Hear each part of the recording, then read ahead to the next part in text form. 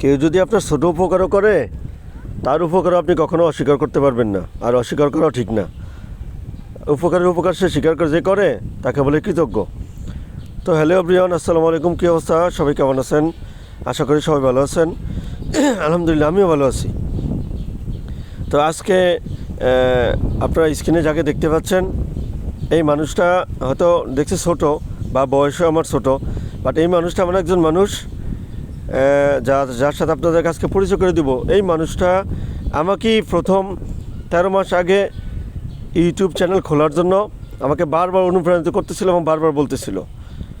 আমি ততটা গুরুত্ব দিইনি, বাট একসময় ওনার কথা ধরে আমি চ্যানেলটা খুললাম। তো আলহামদুলিল্লাহ, চ্যানেলটা খোলার পরে আজকে 13 মাস হয়ে গেল।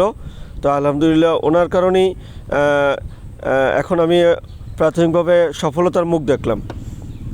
আসলে প্রত্যেকটা মানুষের পিছনেই এভাবে প্রত্যেকের এরকম সাহায্য সহযোগিতা করা দরকার, উপকার করা দরকার। তো এই বাইটার জন্য আপনারা দোয়া করবেন। আজকে ওনার কারণেই প্রথম আসলে 13 মাস আগে যে চ্যানেল খোলার পরে আলহামদুলিল্লাহ এখন প্রাথমিকভাবে সফলতার মুখ দেখলাম। এবং আরও এর পিছনে আরও অনেক কষ্ট পরিশ্রম আছে, আরও সফলতার গল্প আছে। মাঝখানে যে মানুষটা আমাকে আরও বেশি সময় দিয়েছে এবং আমাকে বেশি ইন্সপায়ার করছে এবং আমাকে প্রতিনিয়ত সাহায্য করেছে এবং এখন পর্যন্ত সাহায্য করতেছে, তার বিষয়টাও সামনে আসবে অন্য কোনো ভিডিওতে বা অন্য কোনো সময়। তো এই মানুষটার জন্য আপনারা দোয়া করবেন।